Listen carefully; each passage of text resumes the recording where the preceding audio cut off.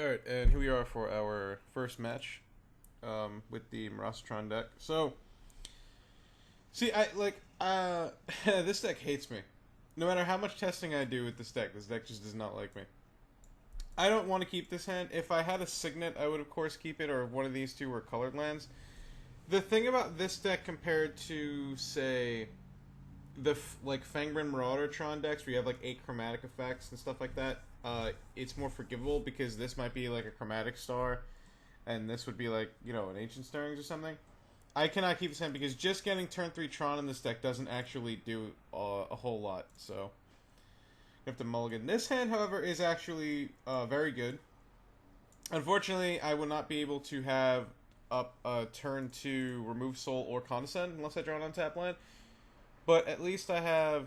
I'm gonna bottom that. We don't really need a monocle right now. We kind of just need a good flow of lands and cheap spells. So the good thing about this hand is it has 2 lands. It has a Condescend early, which is what I want. It has Prophetic Prism early as well. It has a counterspell, and I guess Forbidden Alchemy could be used to go get you know, whatever you need really. A mountain and a pass. I suppose we could be up against burn. If that's the case, it's not that great. So I could go Prophetic Prism here, but I think I'm just gonna leave up Condescend.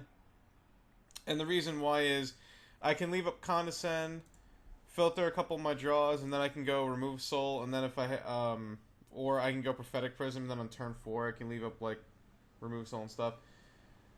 Kiln Fiend. Alright, well, we're going to Condescend that. We're just going to do that while I have the opportunity to. This could be the mono red Kiln Fiend deck. Could be Burn with Kiln Fiend in it. Could just be as a blitz. Not really sure. Opponent mulligans, so should be interesting. Swiftwater Cliffs and Flame Slash. I'm going to bottom the Cliffs, but I'm going to keep the Flame Slash. So what this allows me to do now is... Now, next turn, I can go Prophetic Prism. And I can go Swiftwater Cliffs. And then whatever creature my opponent resolves, I can just Flame Slash it, which will be extremely helpful. My opponent paused there. I thought it was kind of funny. Because I was thinking, oh no, don't go Simian Spirit guy and blow me out. Because that would really suck. But luckily they didn't, so that didn't happen. So my opponent went Mountain Go again, which is weird. Alright, well, I'm just going to go ahead and Seek It Oracle here. I mean, it could be like a mono red Kiln Fiend deck that gives like haste and a bunch. I'm just going to pick the Urza's Tower, leave up the possibility of having a Lightning Bolt. The fact of the matter is, I have plenty of replacements for Mole Drifter right now. And I don't really need it as much as I would need the land. This hand would benefit from Tron because I have Forbidden Alchemy and stuff, but opponent's just saying go again, which is weird. Twin Bolt. Okay, that's not bad. Just gonna attack here and say go, I suppose. I don't really think there's a reason to leave it behind. I'm not really sure what my opponent is on. So they could just be on Is It Blitz and be screwed on blue. That is a huge possibility. Depending on what my opponent does, I'm probably just going to Forbidden Alchemy at the end of turn. I could Ghostly Flicker also to do this, but I think I'd rather look for the Tron piece. Unfortunately, I did not get the correct Tron piece. I think here I'm going to go for Teachings, actually, to get another burn spell, or maybe get like Prohibit. I think Mystical Teachings is what's going to give me the best options right now. Alright, still drew a land, which is good. Yeah, the land, like, the Urza's power plant there, really did not matter, like, at all. I just needed a 5th land. But having Mystical Teachings to go get whatever I may need is pretty important. Okay, so it is It Blitz, and my opponent was screwed on land. So that is something to consider. A Nivix Cyclops. So I'm gonna let that go. Reason being, I'm going to Mystical Teachings for Prohibit at the end of turn. And get use out of my Flame Slash. I think that's better than just remove soloing it right now. Oh, I could also get Moment's Peace. Oh, that is true. Forgot about that. I really did. Yeah, I think Moment's Peace is actually probably the best play. They shouldn't really have any counter spells in the main deck. I mean, if they do, it's usually like... Oh, that was a good one. It's usually just like one Dispel or something like that. So there isn't really a point attacking anymore, but now I have 10 mana. So I can Forbidden Alchemy flashback. Okay. Alrighty then. So I'm just going to say go. The other thing is I can just block and whatnot. I'm not going to Flame Slash. I want to see if my opponent pumps a bunch of spells into it so I can make them waste it. Maybe they'll try to screw me on Moment's Peace, but I'm just going to Ghostly Flicker anyway. So we'll see how that goes. My opponent played a Fury Charm. That's cool. What does that do? Destroys an artifact, removes... Oh, well, the time counters don't really matter, but... Gives +1/+1 and trample. So that's going to be a 4/5 with trample. That's annoying. They also played a Delver. Okay, so... Alright, whatever. That's fine. Oh, 5/5. Oh, right, sorry. They're 1/4 with +4. Right, sorry. Yeah, okay. I will take 5. There isn't really much I can do about that. And then I'm probably going to flashback and go Teachings for Teachings. Well, I could go... I could get Capsized, but I think going Teachings for Teachings is going to be a little bit more beneficial. There is no way my opponent doesn't attack here, right? Oh, okay. I think they just... he or she just clicked twice by accident. Lightning Bolt on my Seagate Oracle. Alright, so I'm going to take 8, and then I'm going to Ghostly Flicker this and the Seagate Oracle. So... What I could do is flashback Teachings first so I get to reset the Prism. Does that actually matter? I suppose I might as well.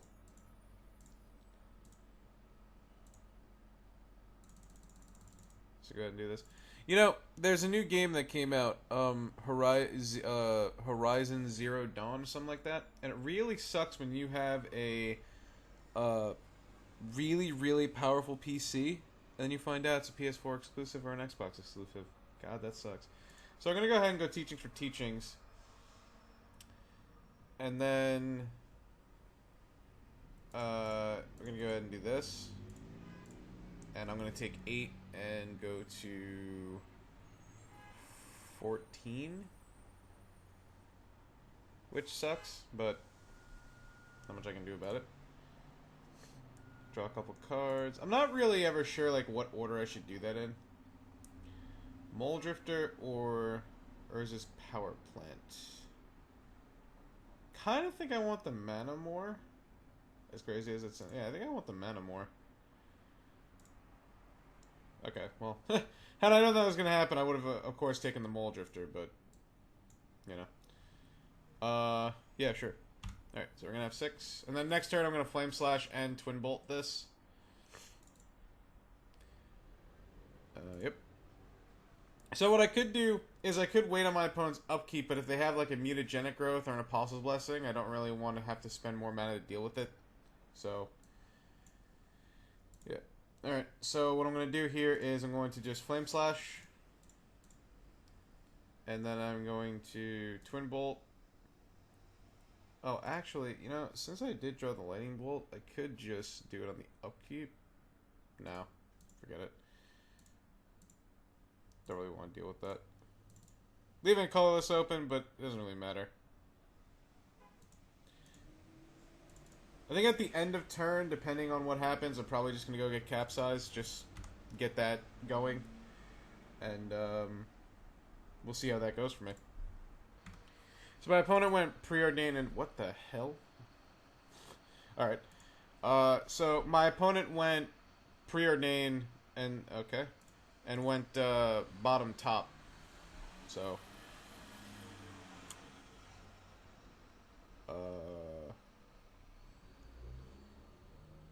Alright. I just got Lava Spike 3 times. That's cool. So instead of Capsize, I think I'm gonna get Pulse of Murasa instead. And gain 6 life, and then get back the power plant. Just to do it right now. More mana is just fine right now. Start off by cantripping and seeing what I get. Prohibit's great. We'll play the power plant because they don't know I have the Urza's Mine in my hand. We'll go ahead and attack. So right now what I'm really just looking for is Rolling Thunder. Or, you know, like Mnemonic Wall to get back Ghostly Flicker. So I could either draw through my deck, or I could gain a bunch of life. Doesn't really make a difference. I'm pretty sure that this game is all short up. Man, that is an awesome, awesome picture. You know, I remember back when this set first came out, I was playing Magic back then, and I was a really little kid. And my eyesight was not the best as it is now. And even though it's not that great still. Alright, so opponent's going to Brainstorm twice. Interesting. And, you know, it's just...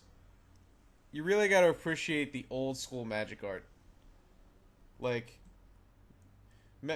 just Magic art nowadays. Like, look at this compared to, like, this. Or compared to this. Like, look at this border compared to, like, this border or this border.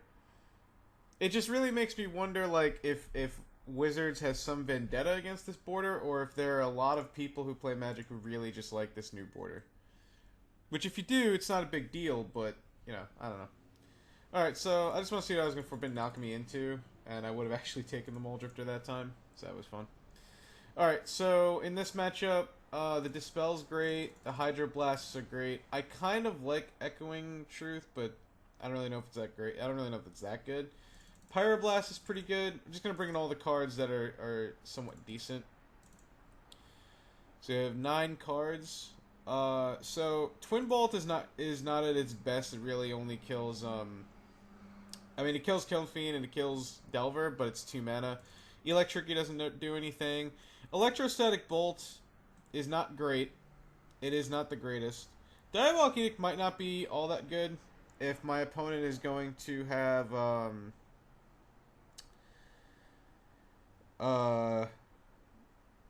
Delvers. So maybe Diabolic Edict is not as good, where it should be good in this matchup, but I don't think Capsize is at his best. They're going to bring in, you know, like Pyroblast, and the whole Capsize plan is not going to help all that much. I don't like Condescend on the draw. I think it gets worse, especially in this matchup where everything is just cheap. Prohibit, I think we can afford to take out 1 Prohibit. I think I can go down to just 1 Pyroblast. Well, maybe Dispel. Maybe Pyroblast is better than Dispel. The fact of the matter is Pyroblast does not counter Apostle's Blessing or Mutagenic Growth, where Dispel does. I'll bring in the Dispel. The thing is, Pyroblast kills Delver and it kills Nivix Cyclops.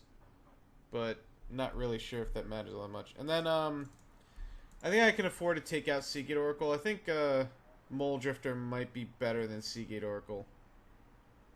As in the long run. I could take... you know what? I'm going to take out a Mole Drifter, actually, and just... I'm going to become more... as much of a reactive deck as possible and just bring in another Pyroblast. And we'll see how that works for me. I'm not incredibly set up to beat this matchup, as you can tell. I don't have Cop Reds. I don't have...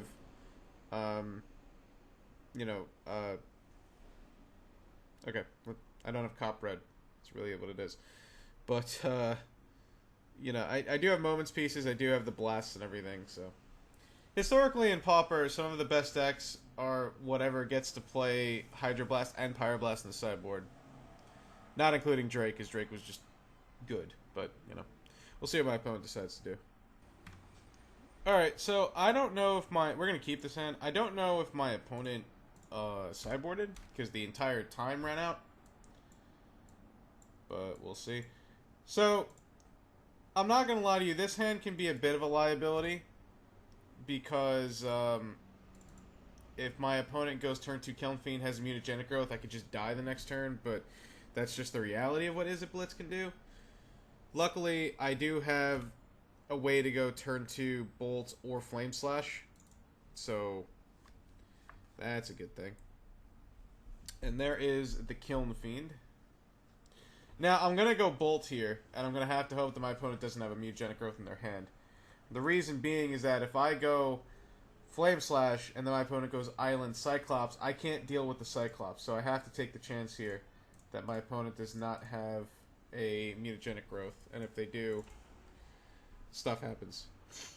Stuff being a word that stuff being an alternate word to a word that I cannot say. Well, I could, but, you know. Alright, so, opponent let the Kiln Fiend die. I like it. And then next turn I can go Prophetic Prism into Flame Slash as well, so that'll be fun. Looks like my opponent's on a less stock version of Izzet Blitz than I have seen. I've never seen Lava Spike in the deck before. That's pretty cool. I like a more burny version of this deck. See what my opponent does here. Okay, so my opponent might have Mimic Cyclops, and they decided not to play it. I think here I'm just going to play Prophetic Prism first. In this case, I am okay if they have like a negate or something to negate it. Maybe because they think I don't have a land. So, in that regard, it works out because they get a card out of they get a counterspell out of their hand if they had like negate or something. Or they have Smash the Smithereens.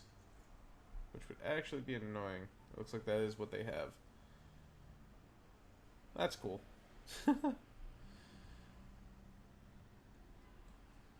Oh, Fury Charm. Right. I forgot they have Fury Charm in their deck. Okay.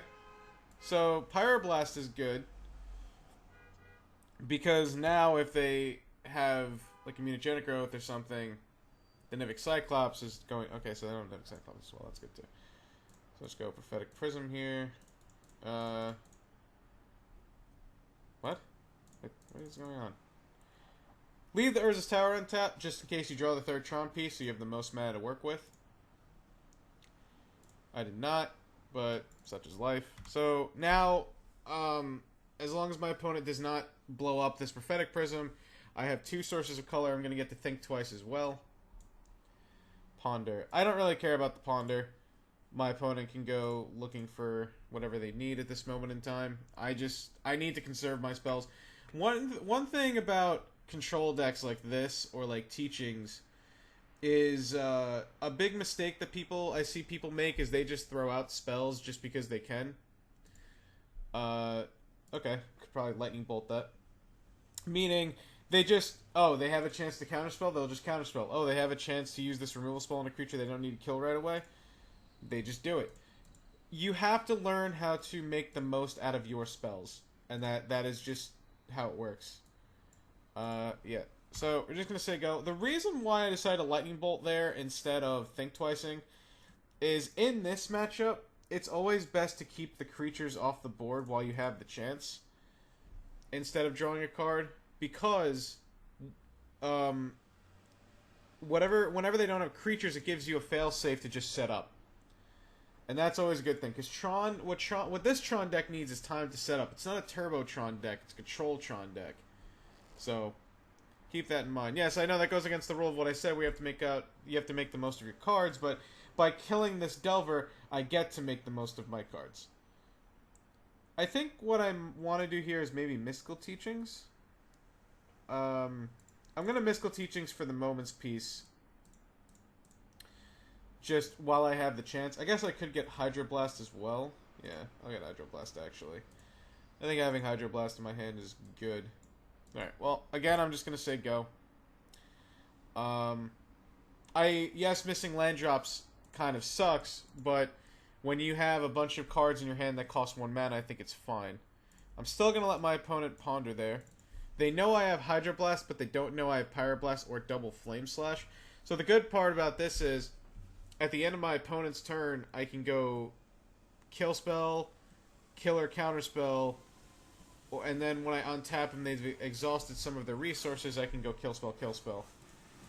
So, okay, so they chose not to shuffle again. See what the Preordain does. Bottom, bottom.